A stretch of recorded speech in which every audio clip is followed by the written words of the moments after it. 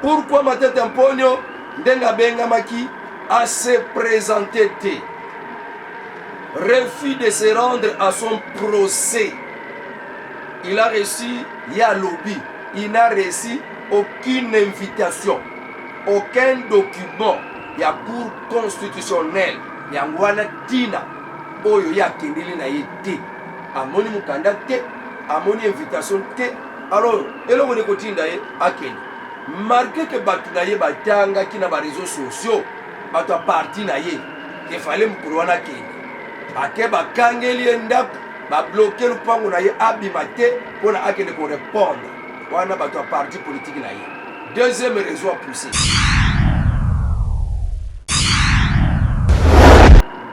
Donc na ma tête un peu. Boutique invitation, oui, l'adresse wapi yakisasa.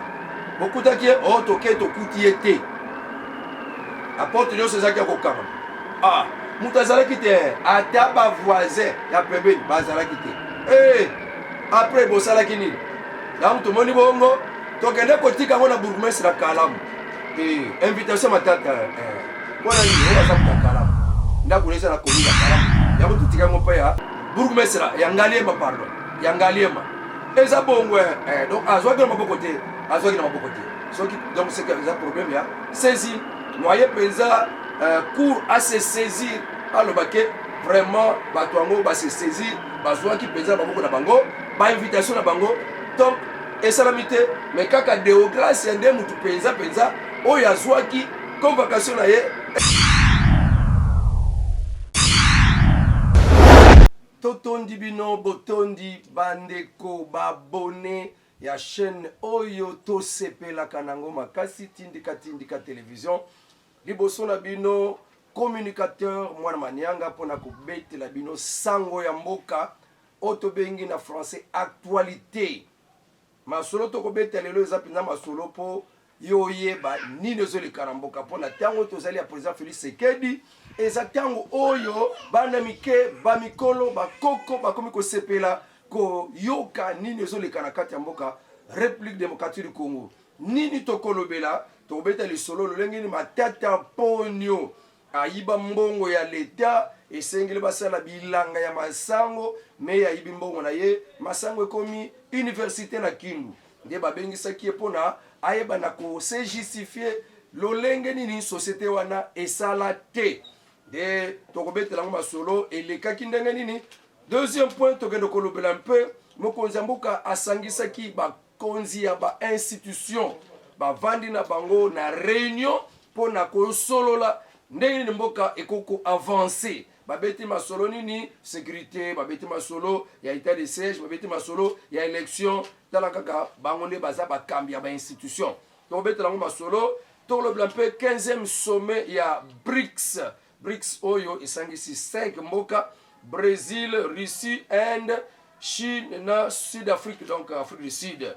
Tokobete masolo ndenge Nicolas Sarkozy abeti bombe ya lobi que eza penza eteni ya mabele ya Ukraine ezalaka ya Russie banda 1954 nde sikoyo tango wana baris ebele na bato Ukraine ba mesana bango kobenga mabaris nde baza na tendance ya kozalaka barisi sikoyo bango balingi batia bango na côté européenne eza mabe esengilité makanisone ezala Sarkozy alobi autant atika makambu na ye azongisa mabele ya bato ya Russie batombokelie Russie asepeli na maloba wana tobetela ngo basolo mwa ba message oyo ebele bato matadi batindi na ndenge pe bango bambouteillage eza makasi bato eturu pe batindi ba message esengeli toyeba nini ezoleka na kati ya ba mboka wana.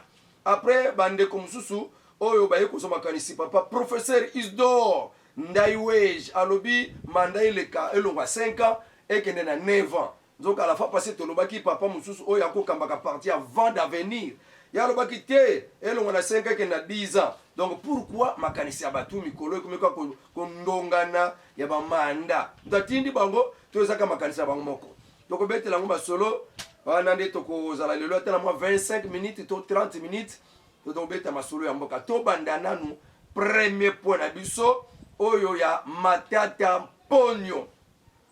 Matata Mponyo koyeba ke ye aza penza moyibi ya mbongo ya leta ye asili kosala nyonso po abima candidat président mais abimi nanu te po bato ofu bapesa candidature ya présidence nanu bapesi te. Donc na lelo oyo ye aza proposant ya kozala candidat président mais non bapesi te. Donc pona lelo ebele onga naza candidat, personne n'est encore candidat po mokolo bokobenga ba candidat mokolo seni akondima ba candidature na bino parce que to ebite est-ce que seni akondima bino na ndenge boza wana na ba salité na bino na ki moyibi na bino bolo bakana minoko na bino ke boza ba candidat président mais est-ce que seni akondima. Alors déjà lokola bango na mituna bango bakanisi ke esengeli bapesa ba candidature nde ba association ba organisme ebele ya international bakomi koprotege bango bakomi kotalela bango mpona koloba ke mutu asimba bango te ata yibi ata violé ndenge azaka candidat. Donc basimba esu te so basimbi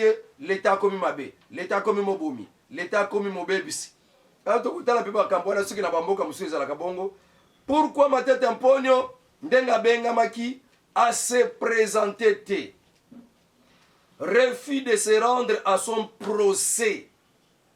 Il a reçu ya lobby, il n'a reçu aucune invitation, aucun document ya cour constitutionnelle ya ngwana tina oyo ya kendeli na ye te. Amoni mukanda te, amoni invitation te.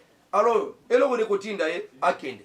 Marqué que batu na ye batanga ki na ba réseaux sociaux batu a parti na ye ke fale mukolo wana kende bake bakangeli ndaku ba bloquer lupango na ye abima te pona akende ko répondre wana batu a parti politique na ye.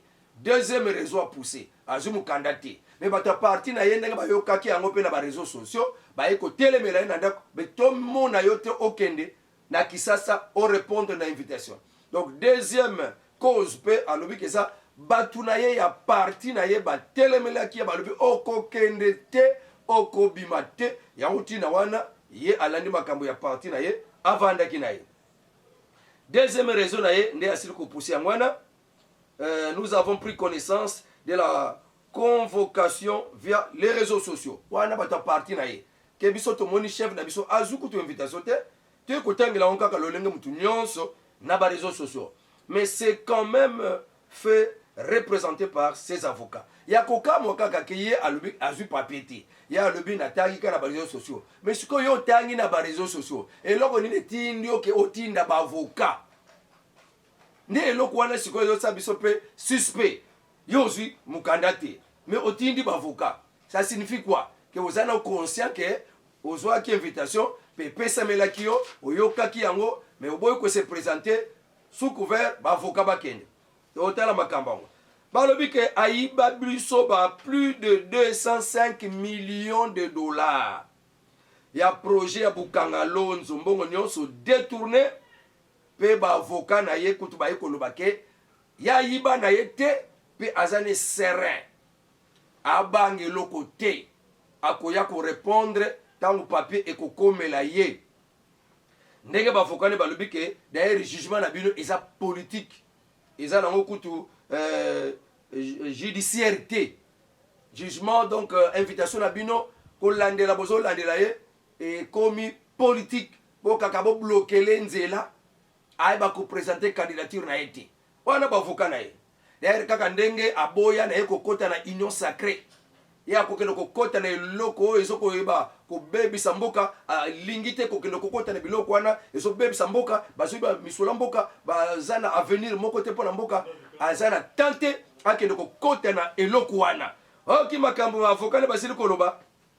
Alors mais bande ko mususu oyo Christo Grobler ye aza homme d'affaires sud-africain kolo société wana Africom oyo ezwaki makambo ya kosala misala wana ya kolabore mabele ya kolona masango société Africom oyo ya Christo Grobler un homme d'affaires sud-africain ye pe azalaki.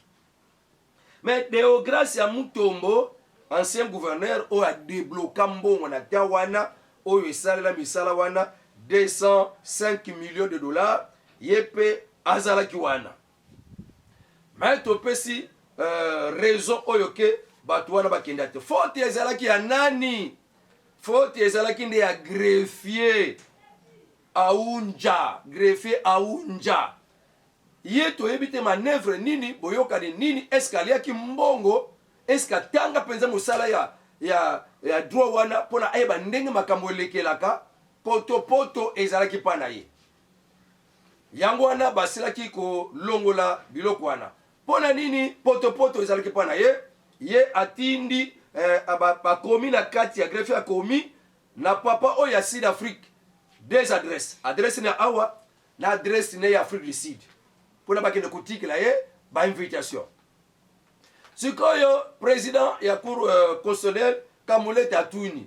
Est-ce que papa ozwaki invitation na yo na adresse nini? Papa wana le benga na zwaki invitation te. Batuni greffier ngana tindaki ba wise. Ba wise o tozalaki na des adresses. Adresse moko ezaki na invitation ezaki ya Afrique du Sud. Adresse mosusu awa. Mais tant toke kuna tomoni azate. Nde tokutaki bana misala na ye, nde totikela ngo mwana musala. Siko papa ngana zwaki invitation te, bakende koluka mwana musala o bapesaki invitation. Nde makambo ekangamisaka mutu azwi invitation te. Donc problème ya saisine o bazobenga na français saisine. Toke na matete mponyo. Botiki invitation, oui, na adresse wapi ya Kisasa. Bokutaki o toke tokuti ete. Apporte nyonso ezaki ya kokangama. Mutu azalaki te, ata ba voisin ya pembeni bazalaki te. Après bosalaki nini? Donc tomoni bongo, tokende kotika ngo na bourgmestre Kalamu. Invitation matata pona nini o aza mutu Kalamu. Ndakunesa na commune ya Kalamu, yango tutika ngo pa ya bourgmestre ya Ngaliema pardon. Ya Ngaliema. Eza bongo donc azwaki na maboko te, azwaki na maboko te. Donc c'est un problème ya saisine. Moyen penza cours à se saisir alobake vraiment batuango ba se saisir bazwa ki penza baboko na bango ba invitation na bango donc esalamite mais kaka Deograce ende mutu penza oyo azwaki convocation na ye invitation na ye na ndenge longo bani kaka pona ye batumi bale wana bazwi yango te donc problème nde ebimaki wana donc mutu asalaki erreur nde Aounja wana osalaki grosse faute wana e bandi ndenge nini greffier ya cour constitutionnelle Aounja yende muta provoquer des ordres nyonso yo e sali ke bakota na ko tala makamba dossier te ke ba ko banda kaka dossier katani audience katani parce que makambo penza e salamaki na ndenge ya mabe balobi nini déposé au bureau du bourgmestre Yangaliema pour mettre la cour en difficulté quant à la saisine. Donc, bakene ko tike la matata pas bourgmestre ya Ngaliema pona kaka ba compliqué bourgmestre Ngaliema pona ko compliqué cour ezana na problème pona kolanda parce que lokali boso bango bafuka baso komela nango la saisine tozana na makambo wana te totuna bakombo na bino bafuka bakombo bapesi bakombo nde cour peut comprendre ngo ke baye ko brandir parce que babongisaki déjà place wana bamonaki déjà que bango moko babongisaki avec greffier alors yeboko président abimisi pas greffier ngo na mpoisa ke eza erreur ya greffier muta compliqué biso tozala na problème ya saisine.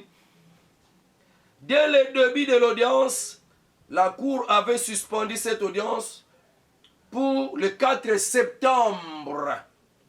Motif: irrégularité des situations à prévenir, adresse à Matata. Pogno na mutu oya Sud Afrique Gobler. Selon Kamuleta, président de la Cour constitutionnelle, les huissiers de la justice n'ayant trouvé personne chez Matata, ils sont allés les déposer l'invitation au bourgmestre de Ngaliema. Pour le Sud-Afrique, avec 2 adresses, on a donné ça à un travailleur. Voilà, quand on a expliqué, ndenge boyoki mpe kaka ndenge bakomi yango.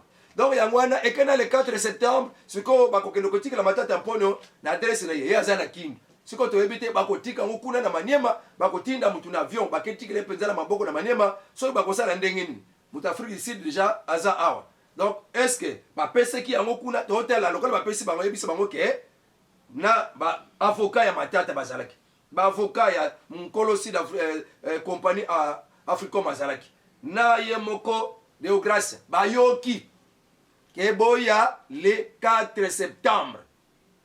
Je crois bapesaki bango na maboko nazalaki wana te, mais date bapesaki bango, je crois maintenant que Matata Mponyo ako se présenter en personne. OK, toleki na sujet liboso bayebaki moi lumière te côté wana bazo lumière. État de siège, élection, président Félix Tshisekedi asangisaki na masolo kuna na ndaku na ye ya boyambi ya Union africaine, ayambaki bakambi nyonso ya ba institution bande na Sénat data bati azalaki na Assemblée nationale basse, Assemblée basse nde Mboso azalaki, kuna na justice Papa Muleta azalaki, premier ministre Sama Lukonde azalaki, toke pe na vice-président et Assemblée nationale azalaki wana. Donc Sama Lukonde, Dieudonné Kamuleta, Mboso, Papa Mbata, Bati Lukwebo, presque bango nyonso bazalaki wana pona balobela makambo ya ba élection, balobela makambo pe ya sécurité ya mboka na biso République démocratique du Congo. Ezalaki kuna na cité de l'Union africaine. Une rencontre a eu lieu entre les chefs de l'État et les chefs des institutions. Thème: question de sécurité et des élections. Entre parenthèses, état de siège. Ba beti penza masolo parce que table ronde de Salamaki. Mokonza mboka alobi ke ngai nazo ko examiner makambo nyonso oyo, ça dépend na ndenge rapport ebimeli. Nayoki ba conseil ebele ke naiba na kokota na examen ya sagesse. Afin que na pesa réponse oyo ba ndimi nyonso, ba population nyonso ya Nord Kivu na Ituri oyo bako sepele nango. Parce que makambo wana ebandi déjà kolia batu. Député moko ya Nord Kivu na ya Beni asili kokufa ka pona ye azwa position que état de siège elongwa. Asili kokufa ka brusquement boye pona ka makambo wana. Pe belé bazwa ngambo ya état de siège etikala. Bazo zo pe ba intimidation, donc makambo e ko créer lokola ngambu mususu. Donc conflit mususu na obalinge elongwa na obalinge elongwa te. Yango esenge papa mokonzi a traité dossier yo na ndenge ya sagesse nyonso, afin que tango eko pesa ma conclusion, écoute à penza assentement, écoute à penza kimia, et que le côté kimia, mais aime ma mototé, epele sa mototé, et créer une nouvelle conflictée.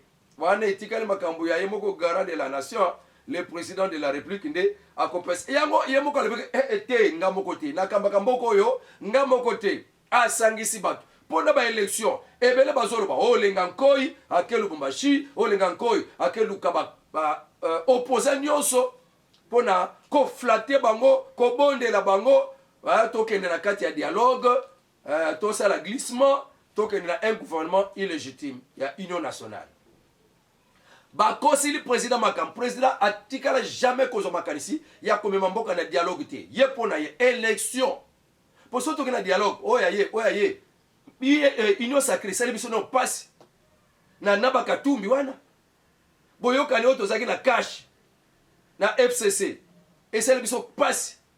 Na bato boza makanisi moko te boza la kati alliance moko. Et ça lokola ndoki bavandi na ange. Ya Nzambe. Ange ndoki na ange Nzambe.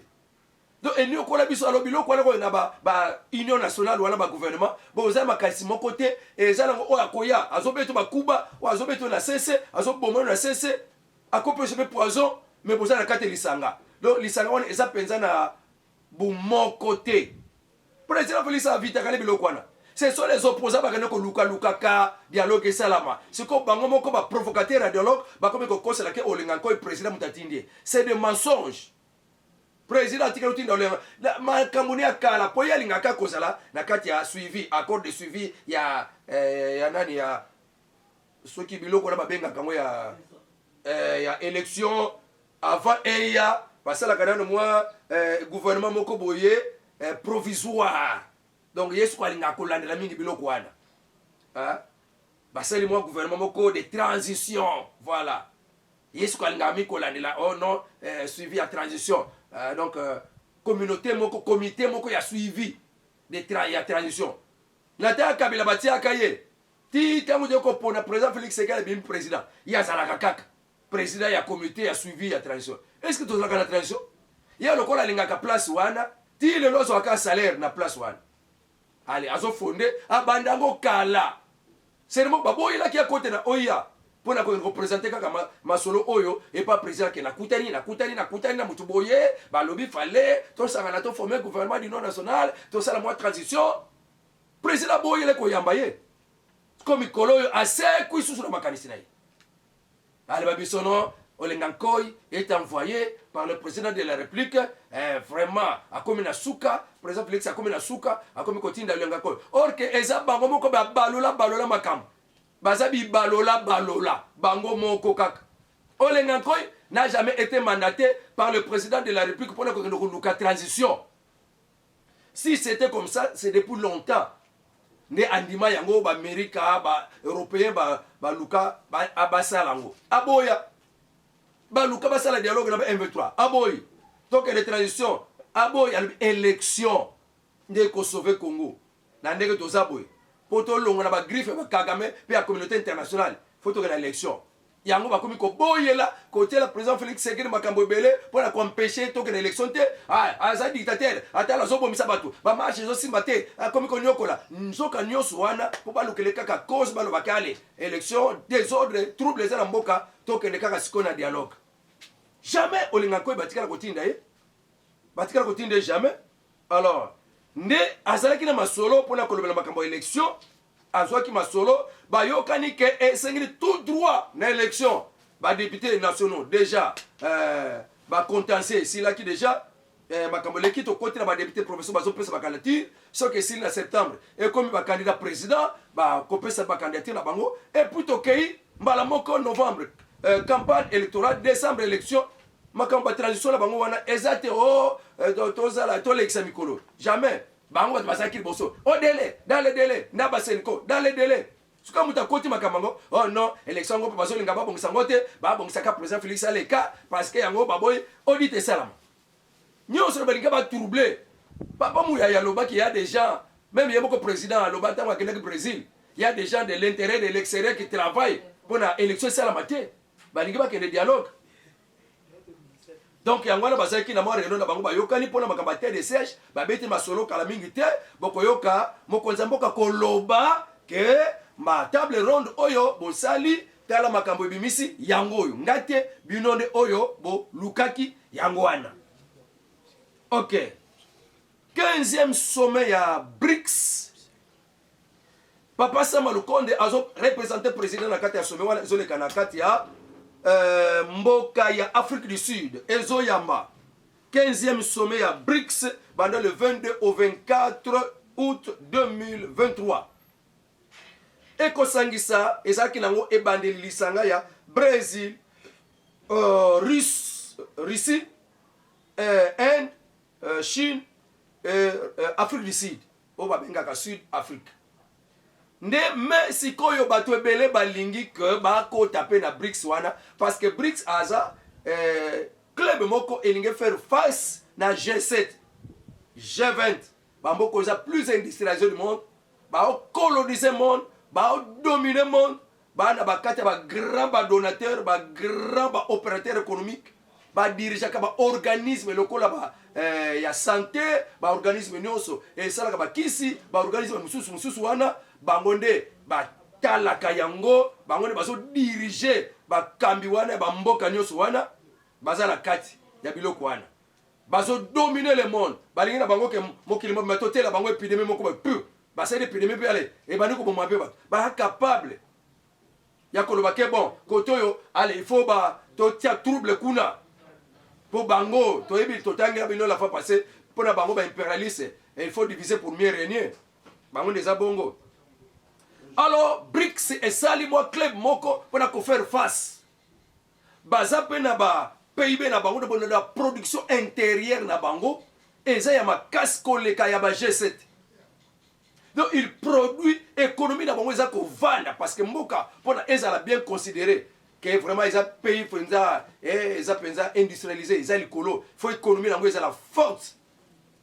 Alors ba mboka nyonso ya BRICS wana économie na bango eza déjà ya makasi baza déjà na 42% ya population na kati na bango. Donc baza na économie 25% ya PIB.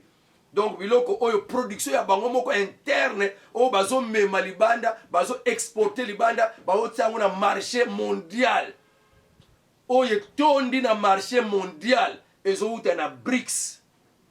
Mais bango ba G7 baza presque na mukeka. Donc BRICS est l'équipe bango. Bango basa la monnaie na bango sikoyo ya bango moko. Bango kebeli Afrique déjà. Et Côte Molongo, Sénégal, Égypte, Éthiopie, Algérie, demande officielle, bazoko takane bazawan. Mais tu vois que Sassou super azakuna, n'a pas président monsieur africain. Sassou que ça zalakane pio batinda kaye, la espion moko boyekende. Mais biso RDC, biso na Comore, biso na Gabon, toza na posa pe kokota mais to sali non officiellement demande été. Mais dis-moi, papa sama do konde aza déjà kuna, mbongo déjà, monnaie penza o ekozala ya kombalame na or. Bakosala déjà pour faire face contre mbongo ya ba dollar et puis banque ya makasi oyo ya BRICS et ko faire face na banque oyo banque ya BRICS et ko faire face na banque oyo ya ba FMI ya banque mondiale. Donc BRICS réunion BRICS et koleka banque ya makasi donc bamboka belé zoko adhérer kuna. Alors to kana makama Nicolas Kazadi parce que to comme na suka na biso Nicolas Kazadi Nicolas Sarkozy. Information mususu ça ya Nicolas Sarkozy a sali déclaration banda na France pour na makambeso entre Ukraine na Russie. Ya lobi que mboka ya Ukraine na kala ezalaki nango na compte ya Russie. Pe bato belé na Ukraine ba besana ko vanda elongo na ba Russie. Donc ba mesana koloba ki Russie. Alors mboka on a pona lelo ozo ango okota ngo na kata Union européenne, okota ngo na kata OTAN. Eza penza pasi pour na ba s'adapter par rapport à na batu na bango ba mesana kala. Alors pour na kozongisa batu wana ba kota boye eza moi pasi eza donc terme moko ya alobaki ke eza penza ma imagination. Donc esa na bongo te pour na wana ba français ba lobi ke biso tolobaka ke Russie mutazo ko agresser Ukraine. Mais yo makambo zo lobake ba Ukraine bazalaka déjà banda 1964 1964 moka moko na kati ya Russie. Alors à partir de 1954 nde ekoma mboka wana. Mais tendance na bango ezalaka Russie. Pona o pikola bango, o longola bango ba koma bato ouest, côte est na côte ouest, Ukraine nde aza trade union. Alors etika la bongo mais tokozo bango te tokota bango na ngambo ya ouest d'après Nicolas Sarkozy, ancien président ya France. En tout cas, il tombe aussi ba occidentaux, ba parole wana, ba lobe eza incendiaire, ezo ko encourager agression russe na kati Ukraine. Donc russe penza juste comme makoki ya kolobake, je suis capable, j'ai raison, ya kokota na kati Ukraine parce que eza ndambo ya territoire na ngai. Donc pour la koyoki sa soni et pas ya ba occidentaux. Et koleka ndenge nini makambo eza ya makasi. Sarkozy sert de relais du discours russe. Donc papa moko mutalobi que Sarkozy azoko simbisa kopesa simbisi na discours au russe azalaka nango. Ezaka lokola biso awa nanga akelo bako ba FDLR bazana kati ya armée na biso. Ba FDLR bazana kati ya armée so FARDC or que Kagame azwaka prétexte ndenga kota kana mboka na biso RDC parce que aibi que ba FDLR baza awa ba génocidaire. O basala ba massacre na kati ya Rwanda baza awa baza menace pona Kagame menace pona Rwanda. Alors Kagame alobake nga ava bakota na mboka na Rwanda na komela bango esika bango babongamelaka. Donc eza biloko wana nanga nde asali pona kolinga ko privilégier Kagame akota. Biloko wana nde yango tozoko pamela. En tout cas, tu comme le la souka, numéro de téléphone plus 243 89 92 51 866. C'est pour ça que nous disons que mon amanianga, avec Dieu, nous ferons des exploits. Au revoir et à la prochaine. Tindika, tindika.